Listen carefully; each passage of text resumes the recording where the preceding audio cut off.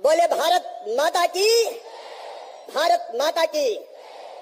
जिनके आने से ही नई ऊर्जा का संचार हो जाता है और जिनकी उपस्थिति मात्र विजय का पथ प्रशस्त कर देती है, और प्रधानमंत्री जी के नेतृत्व में धारा 370 से लेकर 3 तलाक तक जिन्होंने समाप्त किया है, ऐसे हमारे प्रिय नेता भारत के गृह मंत्री, सहकारिता मंत्री आदरणीय अमित शाह जी, कार्यकर्ता बहनों और भाइयों, दोनों हाथ ऊपर उठा के तालियां बजा के स्वागत कीजिए अमित शाह जी का, वंदन कीजिए अमित शाह जी का, अभिनंदन कीजिए अमित शाह जी का।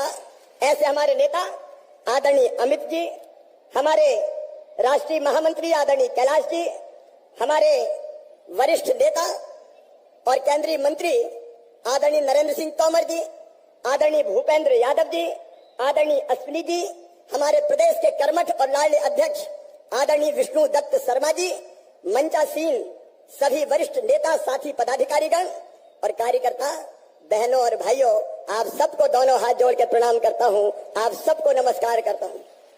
संघर्ष का शंख बज गया है, युद्ध के नगाड़े बज रहे हैं। बोलो युद्ध में विजय के लिए तैयार हो, एक साथ दाएं बाएं, विजय के लिए तैयार हो।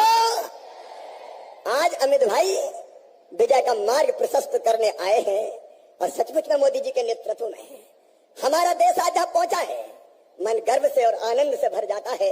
एक वैभवशाली भारत, एक गौरवशाली भारत, एक संपन्न भारत, एक समृद्ध भारत, एक शक्तिशाली भारत। आज भारत नहीं, पूरी दुनिया मोदी मोदी मोदी मोदी मोदी मोदी मोदी मोदी का मंत्र जप रही है।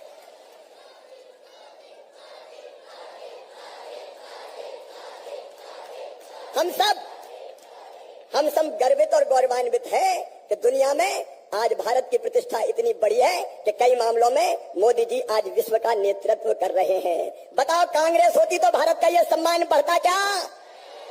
और कांग्रेस के जमाने में कोविड आ जाता तो क्या होता? अरे कोई वैक्सीन बनती क्या? ऐसे इंतजाम होते क्या? आज भारत में अगर 200 करोड़ से ज्यादा, पहले तो वैक्सीन बनती नहीं और लगी तो श्रीमान नरेंद्र मोदी जी का ही चमत्कार है।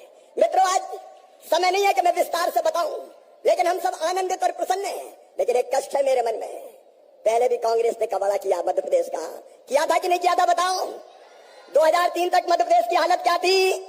अरे कहीं सड़कें थी क्या? जोर से बताओ, थी क्या? बिजली थी क्या? पानी थी क्या? और जब सवा महीना, सवा साल के लिए कमलनाथ आए, तब क्या हाल था मेरे भाई? ईमानदारी से बताना, बताओ, विकास के कोई काम हुए क्या?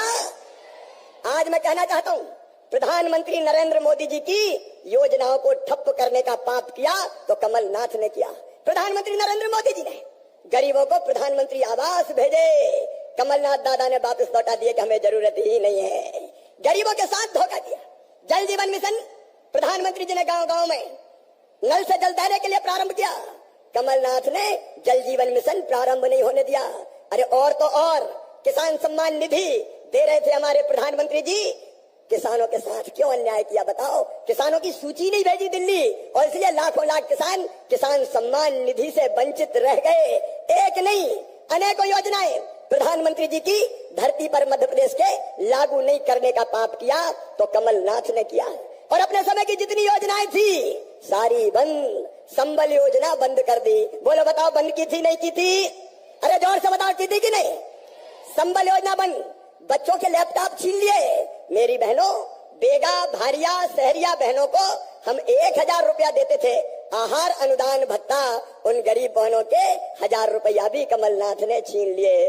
लाडली बहनों, भरोसे में मत रहना, ये लाडली बहना तभी है जब अपनी सरकार है। अगर ये आ गए तो न लाडली रहेगी न बहना रहेगी।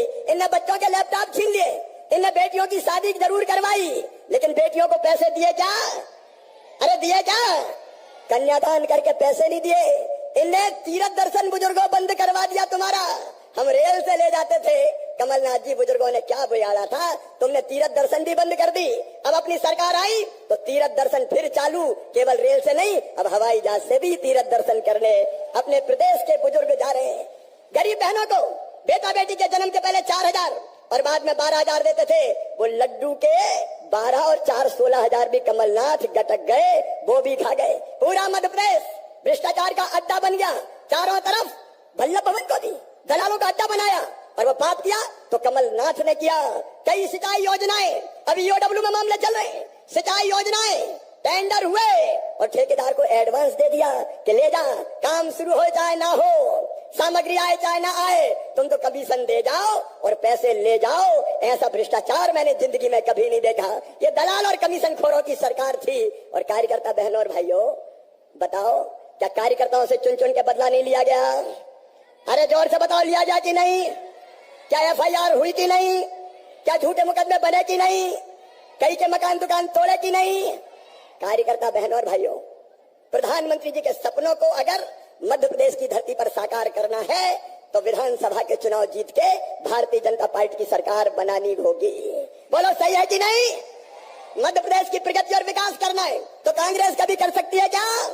तो अभी भारतीय जनता पार्टी की सरकार जनता के कल्याण के काम करना है तो भारतीय जनता पार्टी की सरकार देश को आगे बढ़ाना है तो भारतीय जनता पार्टी की सरकार। और इसलिए आज मैं आह्वान करता हूं कार्यकर्ता बहनों और भाइयों, अब केवल 3 महीने चुनाव में बचे हैं।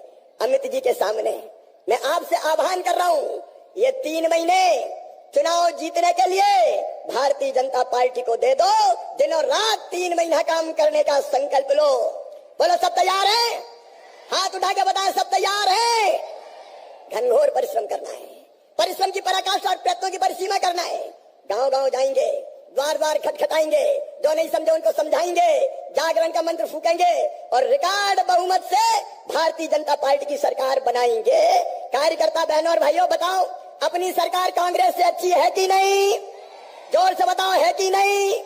तो सब काम में जुटेंगे, गांव गांव जाएंगे, हर द्वार खटखटाएंगे।